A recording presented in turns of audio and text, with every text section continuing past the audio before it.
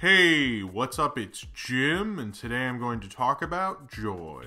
I guess a lot of people don't really like this movie, or don't hate it, but they don't like it as much as they usually like David O. Russell movies or David O. Russell, Jennifer Lawrence collaborations. And I saw this later than I usually do because there's a lot of Christmas movies. I was taken aback by how much I enjoyed it, but by how I thought this was a natural evolution for David O. Russell, and one that definitely worked for a movie and an enjoyable Hollywood film. The thing with David O. Russell is, if you look at American Hustle or Silver Linings Playbook or The Fighter, they're very much like stylish Hollywood movies. Done by an auteur, but like a stylish auteur. American Hustle was very influenced by Goodfellas, but only style-wise. He's not using influence in a way to say something about that influence or that style. He just does it in a very style way, not in anything deeper. It works for The Fighter and Silver Linings Playbook and American Hustle, where Silver Linings Playbook has scenes that are almost straight out of Moonstruck, and American Hustle has a lot of Goodfellas influence, and Fighter almost feels like a dark kind of stylish independent film, but those all work for it. And this one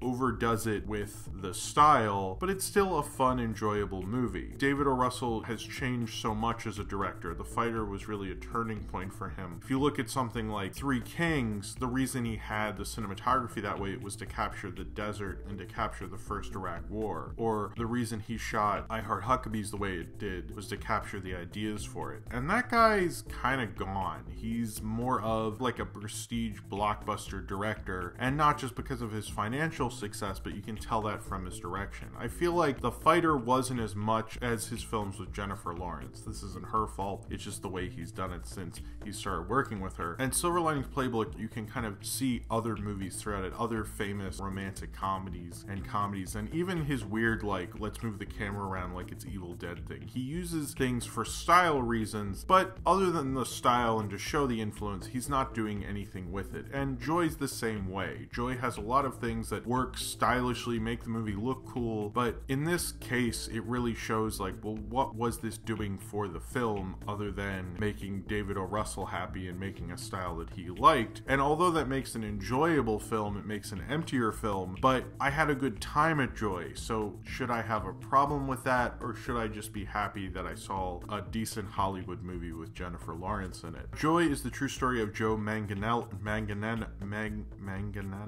the inventor of the Miracle Mop and the Huggable Hangers, but this film is mainly concerned with the Miracle Mop and how she went from being a single divorced mother of two, living barely paycheck to paycheck, until one day when she's on a boat trip with her father's very wealthy girlfriend, played by Isabella Rossellini. Her father's played by Robert De Niro, and Joy, played by Jennifer Lawrence. They're all drinking wine. They accidentally drop the wine glasses, and she tries to mop it up, but cuts her hands because of all the glass that's there, because they broke their wine glasses and such. And so she invents a new mop, the Miracle Mop, and starts developing it and gets an investor, her father's rich girlfriend, Isabella Rossellini, and use that investment to build a company and eventually sell it on QVC and become a major entrepreneur. Or at least that's the real life story. While you're watching it, you'd think this movie was made in the 70s, and I saw this film with my wife, and I said, you know, I think this film took place in like the mid-90s. It was more like the early 90s from what I've read when this all took place, but while you're watching it, it looks like it's the 70s. It looks like you're watching a film that takes place in the 70s, the way it was shot, the way they have the desaturation, the way everyone's dressed and talking to one another. It doesn't really try to capture the time they're in. The only time I realized, oh, it's the 90s was like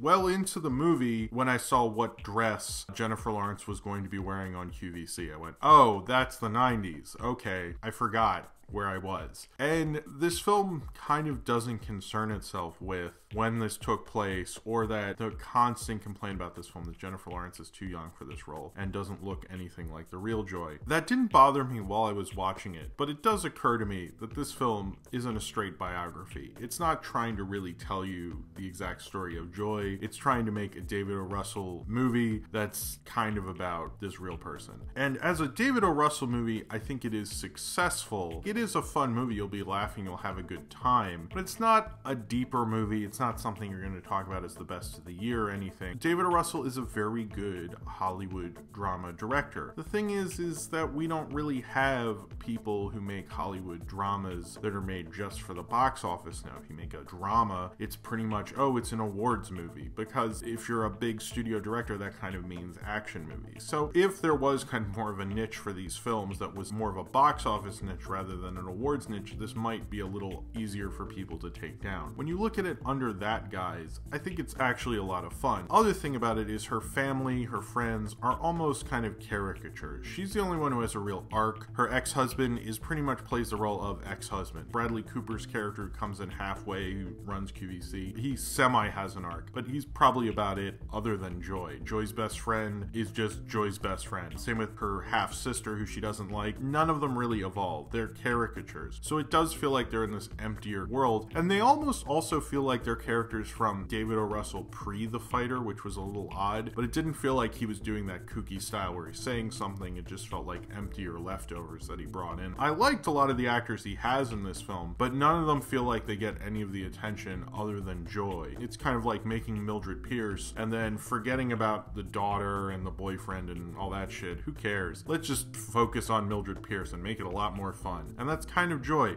It's still really good. Sure, it's like a flightier kind of old studio woman's picture in a way, sort of. I don't think it's a film that's necessarily searching for a plot or something. I think the plot works for itself. It just doesn't work on the level that there's nothing that the film cares about more than Joy. Now, the film, in all fairness, is actually called Joy, so you could say, well, who the fuck else am I supposed to care about in this movie? The Jennifer Lawrence casting, sure, the actual Joy was 32 when this happened, and Jennifer Lawrence filmed this when she was 24. There's sections at the end that she feels like a kid playing dress up. It didn't really bug me, but if you look at a picture of Joy at the time and Jennifer Lawrence in this movie, they're like different people, but Jennifer Lawrence still does an amazing performance. There's a reason she's one of the few real movie stars we have right now who can open a movie and always do an amazing performance, and she continues that. She's really good in this movie. I had a great time mostly because of her performance. She's just always great to watch in a movie. Like, I will always probably see any movie she's in. She's one of those movie stars who's just incredibly enjoyable to watch, and she brings that to this film. And because she's such a great actress, you're kind of just letting it go. You're like, well, she's not the Joy, the real Joy, but this is still a lot of fun, so who cares? And I think that's kind of the thing while I was watching Joy, is like the style of it, the fun of it is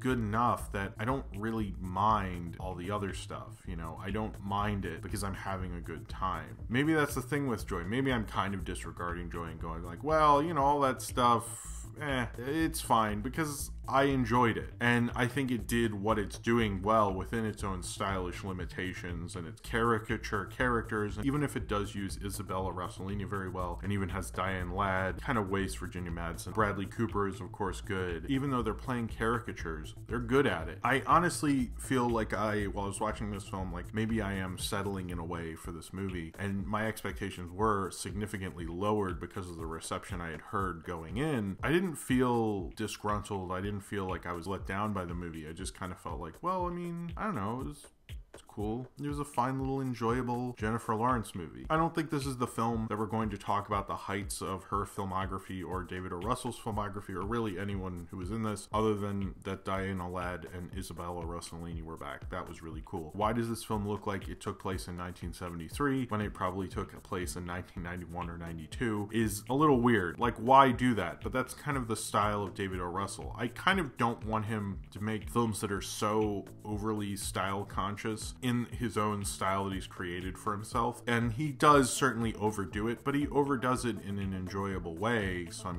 I don't know if I'd want to see him do another movie like this. This phase of his career feels a lot emptier than we originally thought he would be. If you watch like Three Kings, I didn't think we'd be seeing a film like this from him at this point. He's kind of overdone it on the style. Does feel like he doesn't really maybe know where to go with it at this point. Like, he's using Jennifer Lawrence again. He's continuing using this style for style's sake, and he's made an enjoyable, audience-friendly movie, but where are we going, David O. Russell? It's like he needs to do something with the style and maybe say something again. I still miss that guy, but I still think Joy is a really enjoyable studio vehicle, and that's how you should view it. You know, this idea of awards pretension and making a movie more than it probably should be maybe has tainted this film for a lot of people. But if you're like wanted to watch a Jennifer Lawrence vehicle and you put it in, have some popcorn one night and maybe have a beer or something, you're gonna have a good time with this movie. I'm pretty sure in a couple years we'll forget about it and you'll go through Wikipedia filmography and go, oh right, and that's what Joy will be.